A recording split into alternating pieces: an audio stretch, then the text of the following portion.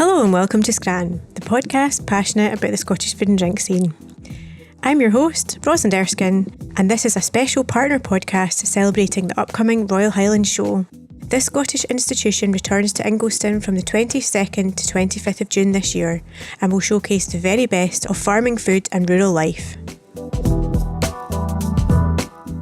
The first incarnation of the show took place in 1822 on a site that is now home to the Scottish Parliament. Today it is Scotland's biggest outdoor event, attracting around 190,000 people and regarded as one of Europe's largest agribusiness shows. It contributed almost 39.5 million to the economy in 2022. Today we're going to talk about the food and drink side of things, and I am delighted to be joined by Louise Elder, Royal Highland and Agricultural Society of Scotland Director, and Jill Brown, Distiller and Director at Moray Distillery, and who will of course be exhibiting at the show.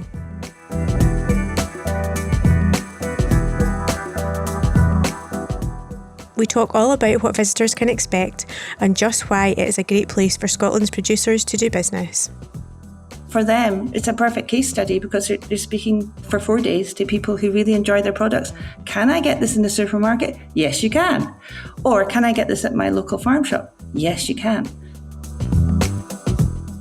And it's a fantastic showcase to get that platform for launching products, launching new businesses, but also to go back and meet your customers every single year.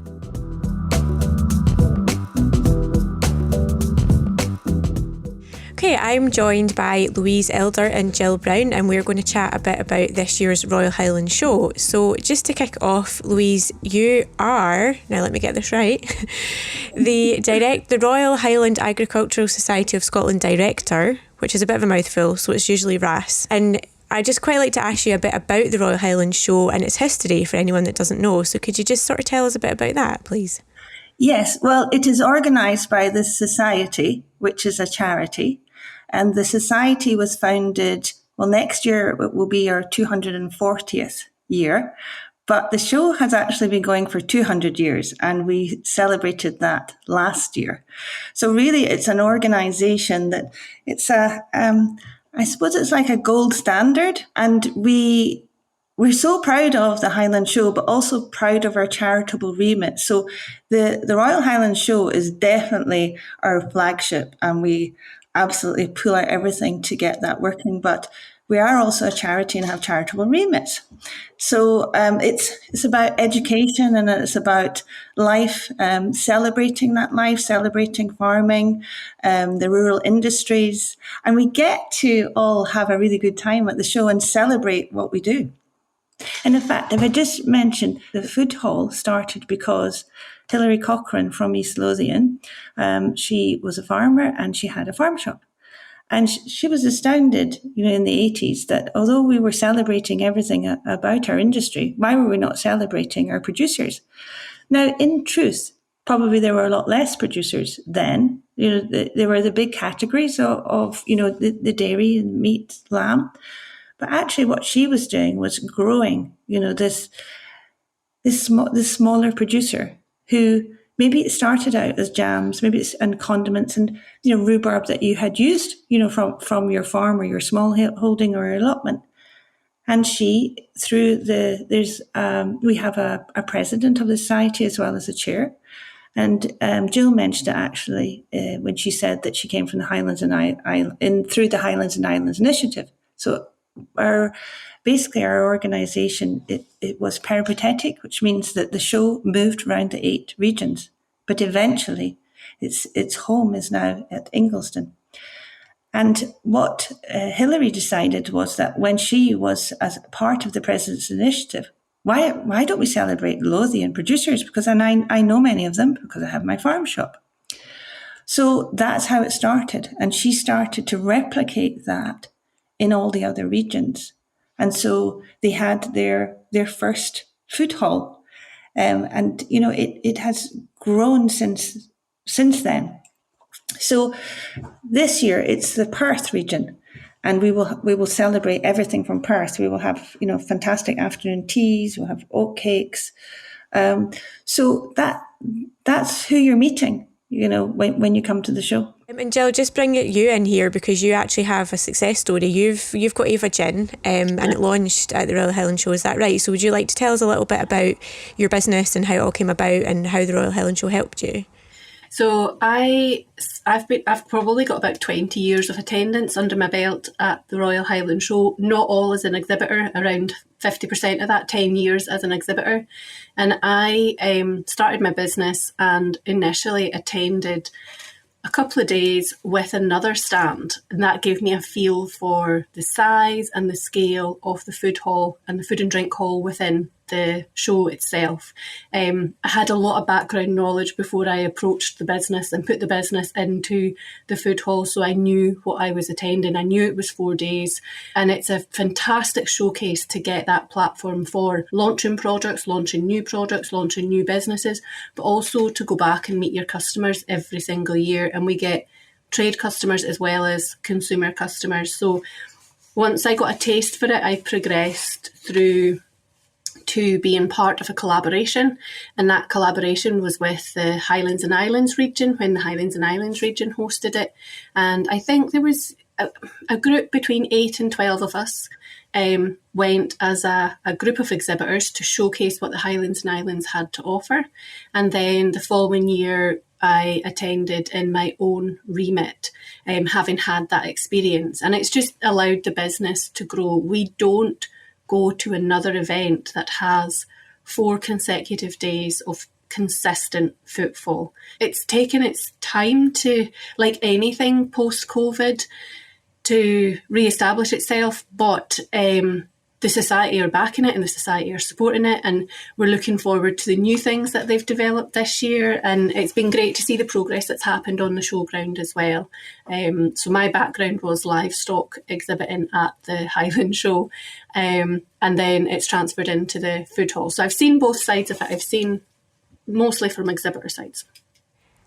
And Jill, what would you say is the main sort of difference from the Royal Highland Show compared to other shows? You've talked about the footfall. Is that the sort of main draw for people coming to exhibit? It's the variety that's on offer. So there's something for everyone if they're coming to the show. They can come and watch competitions, they can come and see livestock, they can see lifestyle, they can see gardens. There's a huge talent on display at the Highland Show. And within the food hall, we know from previous years and previous customers that they do come to see the food hall. It's one of the main top 3 items that they want to come and do when they're visiting the show, is to perhaps take home some new products that they've not seen before, or go back and buy products that they've seen from the previous year.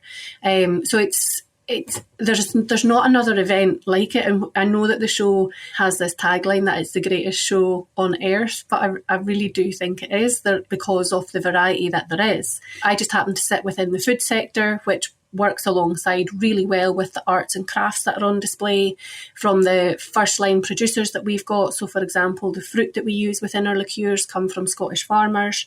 So it's that whole circle, and it's that closed loop circle, and making that mileage a little bit less and direct to the consumer.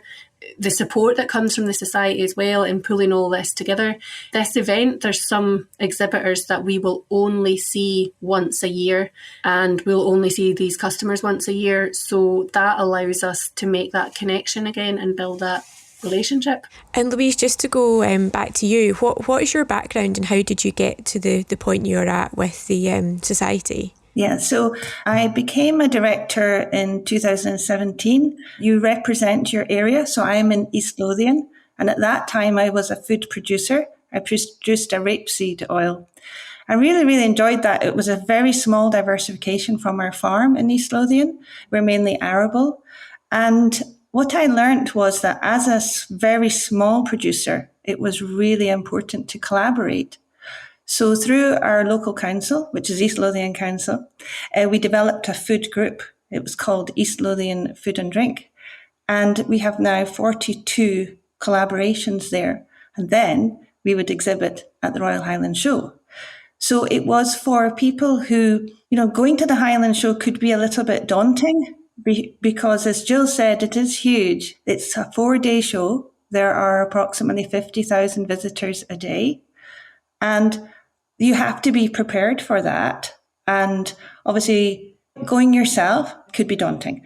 So going as a food group was really exciting, and I really enjoyed that.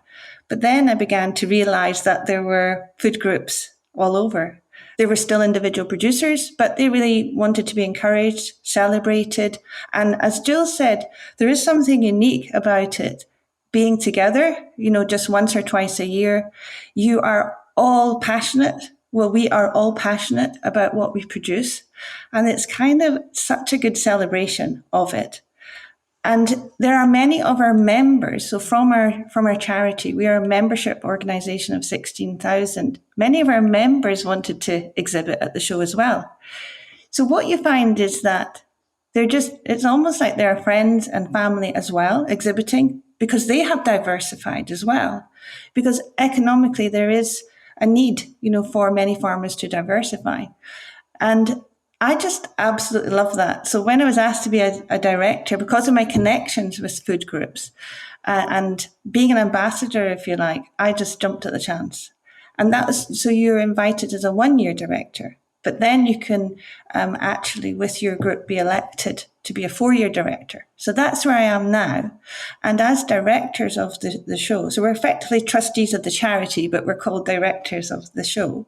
We have remits for our areas. And my remit was called the Food Hall. So there's a Food and Drink Committee. But actually, that is Scotland's larder. So you can tell how long Jill has been at the show because she calls it the Food Hall. Yes. So locals know it as the Food Hall. The regular. But actually, it's now known. It's known as Scotland's larder because guess what? That's what it is. It is Scotland's larder. That's obviously something that's been developed to Scotland's larder. And, for anyone that's never been before, could you tell us a little bit about that and then maybe some potential future developments that are coming up? Yes. So to find Scotland's larder, basically it's off 13th Avenue. So as you come in the East Gate, you just head north. And it is a very large hall where we have over 100 exhibitors. Now we have more than that because obviously the regional food groups come and there might be 10 or 15 members there. So we're talking about 180 producers from all over Scotland. And as Jill from AVA mentioned, that it's from Highlands and Islands, it's from Ayrshire, Perthshire. It is absolutely incredible, the number of people who apply. They also come back year after year, which is fantastic. That allows us to work with those producers and see what's working for them. And so we send surveys at the end and we can really then grow the offering. So it's really important for us to work with our members, work with our producers or suppliers to see what they need. So we have in the hall completely redesigned it over the last 3 years. And that's giving us a much more easier movement of people. So because there are so many people in the hall, it can actually work against you. So we worked with producers to widen the aisles and to have an area of breakout space where we can have people dwell and have tea, coffee, and just really enjoy the atmosphere. So these are changes that we've made, relating to the people who are exhibiting. So this year, we're following that same pattern and we just want people to really enjoy access because, you have people with so many families with wheelchairs and easy access. So it really is a pleasant place to be and just to savor, to smell, to speak to the producers, savor the freshness of the product and learn about where you can buy that product. So where is your local farm shop or can I get this online? So we also have a Food for Thought theatre where we then take the produce and then we invite chefs to really display the goodness of Scottish produce. And that's in the same area off 13th Avenue. So it really is very, very a vibrant place. And in fact, when you go into the hall, it's an assault of your senses because the noise, there's such a buzz, just a busyness and people chatting and just enjoying learning about where their food comes from. And Jill, if you had any sort of tips or advice for any other small producers who are looking or wanting to get involved, what would you kind of say to them? First of all, speak to the show society, speak to the trade stands team, find out what's available stand-wise. Visit the show so you can understand how stands are laid out. Speak to exhibitors as well and find out how many years they've been coming. If you've a new product, it's intense going into the food hall because there are so much variety and so much of a larder and platter to pick and choose from. The seating areas is really great because you can spend easily a good half to 3/4 a day in the food hall, going around, learning from the businesses and seeing what produce there is. 50% of my products have been launched at the Highland Show, so it is a fantastic base for launching new products. If we've got something new coming up, we will specifically keep it for the Highland Show. Our target is to be product ready for the Highland Show, to launch it at the Highland Show. We're coming this year with new products. I'm not going to say what yet, because that's going to be part of our social media, but we've got new products coming this year for the Highland Show, slightly different, but that keeps our customer engaged, and we know that we get repeat sales from that as well. There's great opportunities to gather customer data, to do customer surveys. It really is about your whole business. As a first-time exhibitor, I know that there's options that the society will support you with, and to find out if there's a regional group as well. I was really lucky that my wholesaler exhibited regular at the show, so came along to support them for a couple of days selling my product, and then got the opportunity to do the regional food group, which gave you the confidence because in terms of cost, it is one of the more expensive events. You've got your fee, you've got your accommodation, and potentially on the size of stand, you also have staff that you need to consider as well. But that's not to say that a small stand is excluded. A small stand can do perfectly well amongst all the bigger stands. So I started with a very small stand and have expanded with the confidence that comes from the Highland Show. It's long days. So I think the food hall opens at the back at 8, and we probably are not away. We're probably a good 12 hours within the food hall every day. There is no other atmosphere like it. As exhibitors, you've got fresh food on hand as well. Great coffee, great Scotch eggs, great sausages, great fruit and yoghurt to snack on. So you'll have a good lunch as an exhibitor, that's for sure. If you've not been before, attend. Come for a day, get a ticket, come in. Most of the feedback that we've had from people attending one day, they didn't realise how much there was to do at the show and they need to come for another day. I highly recommend people getting their membership and come for all 4 days. There's something for everyone to do, as I've said before. And it's great to see the variety that's there, the theatre, the food theatre, showcasing the products, especially when there's new products coming out as well. It's a great chance for chefs to be able to showcase that particular product. Nice, that sounds great. Sounds very tasty. So actually going on to talk about the food, Louise, can you tell us a bit about the food charter and what all that means?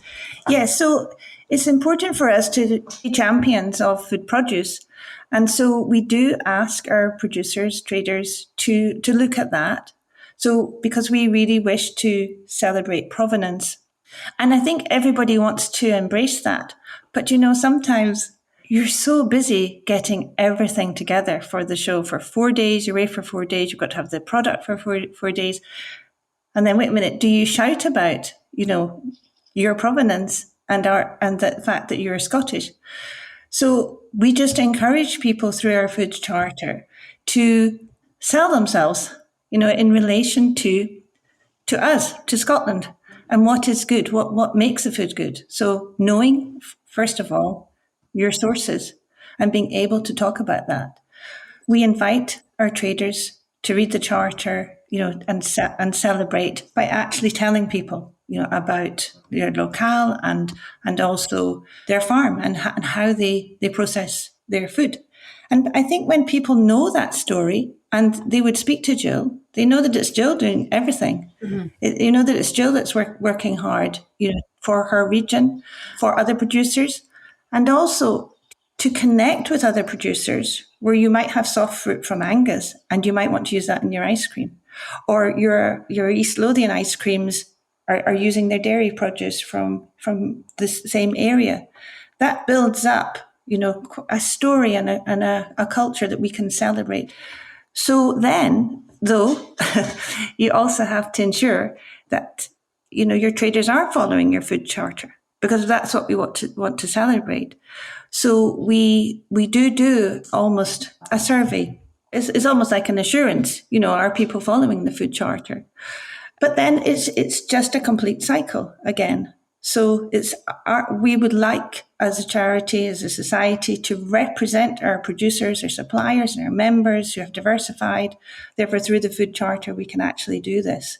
So then people who come can see, gosh, this is amazing. This really is true representation of Scottish food farming, rural life. This is kind of a question to both of you, since you've been involved for quite a number of years, and obviously the whole thing's been going on for a number of years. But personally, from my job, I can see how much Scottish food and drink has grown and developed. But what would you say has been your sort of the main changes or the main sort of diversifications within Scottish food and drink, just however long you've been involved with the Royal Highland Show? Because it sounds like a great place. Obviously, Jill, you've mentioned you can get like good market research and talk to your customers. So like coming back year after year, what have you seen has been sort of the main developments within Scottish food and drink?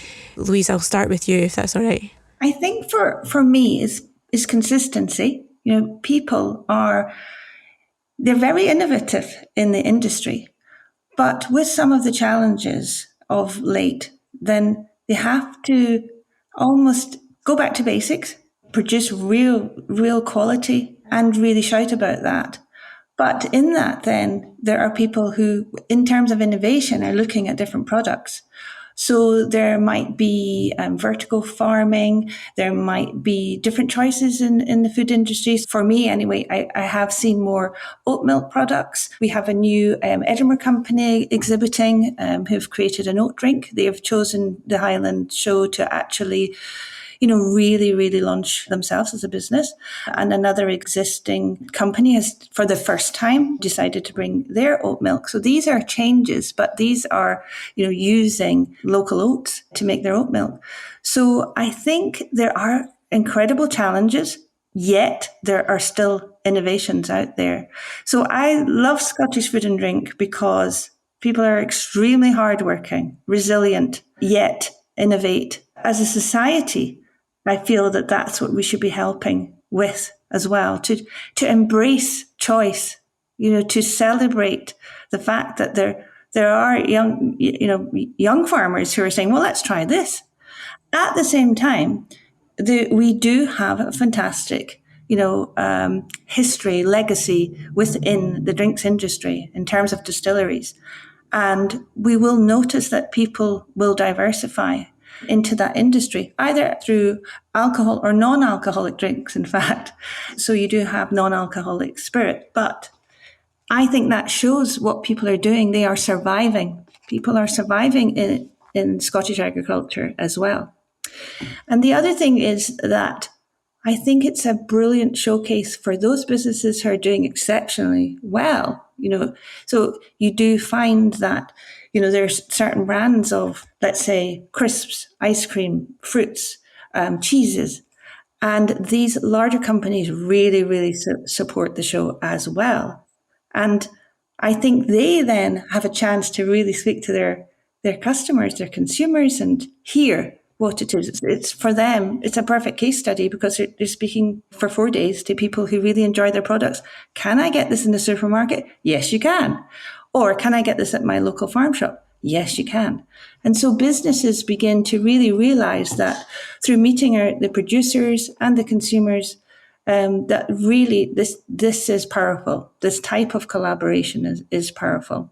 So although we're all having a great time and celebrating, there's a lot of business to be done by celebrating what's happening in Scotland, the food and drink industry itself. Jill, same question to you. What would you say is sort of the major developments or innovations over the last few years? We have a very challenging year this year at the Highland Show with the growth that there has been in the distilling sector. There's a slight saturation happening for the balance of what's being delivered, and the society have a really difficult position where they have space to sell to exhibitors and are being inundated by alcohol producers, not just gin. There's liqueurs, there's rum, there's vodka, there's beers, ciders, whiskies, etc. And they've realised that the Highland Show offers 4 days of direct consumer access, as well as raising the profile of their products and their brands. So we do have to be innovative. We do have to do collaborations. I was just looking through again the product list. Our coffee liqueur that we produce is Scotland's first cold brew coffee liqueur. It's made with beans which are roasted locally. So it's that collaboration. The new product that we're taking to the show this year, whilst it's not an alcohol or a drink product, it's done with a collaboration with another smaller company, which allows that circular economy and the growth to then come from there. We've always used fruit from our local fruit farm at Westerhardmuir at Nairn, and whilst they don't attend the Highland Show, literally their fruit is there in spirit, in my spirit, with the raspberry gin, the blackcurrant gin and the strawberry gin. So they get a little bit of a preview as well. But yeah, there is some tough times ahead for businesses, and COVID certainly tested some of the brands to that, and it's having the strong customer relationships that you can build at the show, that innovation and that collaboration. And I think we will see a bit of a return to regional groups or collaboration groups, for example, coming through the shows. And it makes sense, you know, individually to go to the show for the first time is a big ask, but to do it as a collaboration, there is a little element of shared cost, and you know, it's achievable. And certainly, going back to what I said earlier on, if you were thinking about attending the show to exhibit, speak to the exhibitors. It's a hard show. It's a 4-day show. You're direct to the consumer for those 4 days, but there's a great camaraderie and there's a great support as well. So, Louise, I'll just come back to you and ask, can you give us an idea of some of the producers that will be there this year? There are very, very many, too many to list. But in terms of the regional groups, we have Orkney, Argyll, East Lothian. And in terms of who's coming, it's a massive array. So if you want to find salt, seaweed, oils, ice cream, fruits, gin, rum. It's absolutely incredible. Yeah, it's called Scotland's Larder for a reason. Exactly. And you know, it's very, very interesting because at the beginning, you know, when I was asked to be chief steward, we were asked to deliver a survey to all the producers who had arrived. And it took me 40 minutes just to walk around. So that's just me delivering a piece of paper. It took me 40 minutes. Because there are just so many.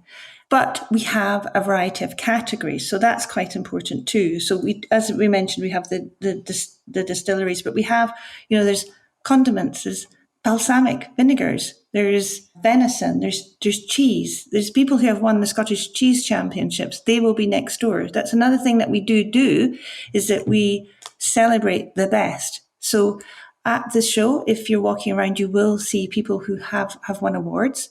That's great to speak to them because they have worked so hard. So the Scottish Championships, which take place at the show as well, they are in the Food for Thought Theatre, and the cheeses and ice creams are exhibited, and also cultured products as yogurts as well. So you might see that they have been a winner. Please, if you come to the show, which I hope your listeners will, come and speak to them. Why did they win? Where is their product available? How hard did they have to work? We also work with Scotland Food and Drink because we work with them on their Excellence Awards, because this is what you are seeing. You are seeing excellence. So many of Scotland Food and Drink producers will be there. And what we want to do, you mentioned, what will we do for the future? We're going to celebrate this, showcase those winners in the hall. So again, you know you are dealing with the best, the richest of produce and the hardest of workers in our industry. And we, you know, as consumers, we must be very proud of that. So this is what you're going to see. Rather than me, you know, I could name all, you know, 180 from a spreadsheet, but I want you to, you know, come and discover. I want you to say, that's my favorite. I want to take that home and I'm going to buy, you know, in my local farm shop. Yeah. Which is a good link into how do people get tickets and find out more information? And can you remind us again of the dates as well? Yes. So it's Thursday, the 22nd of June until the Sunday. And then very easy to get tickets. So you visit royalhighlandshow.org. You can choose multiple days and you choose your transport. I would advise to get organised because it is so popular. Wear really good shoes and just come and meet everybody. It's a absolutely fantastic celebration. Now, the other thing that we have this year is our app. You can find the food hall at Scotland's Larder on the map. You can find the home and gift hall. You can find Food for Thought Theatre. If you wanted to find your favourite producer, are they here? You can search for them on the app. You can find out about the show jumping, the sheep shearing, the farrier, the forestry climbing. It's all there on the app. So it is very easy. If you download the app, you can also buy tickets through the app. But if you prefer, just click on royalhighlandshow.org and you can choose any add-ons that you wish at that time. Well, thank you very much, Jill. We're looking forward to it. It's our annual pilgrimage down to Edinburgh for 4 days. And hopefully the sun shines. Gin and tonic always tastes a bit better when there's a sun out. Yeah, absolutely. Yeah. Thank you very much for your time, Louise. And looking forward to see how it goes this year. Thank you. Brilliant. Thank you very much for having me. Thank you. Thank Bye. you.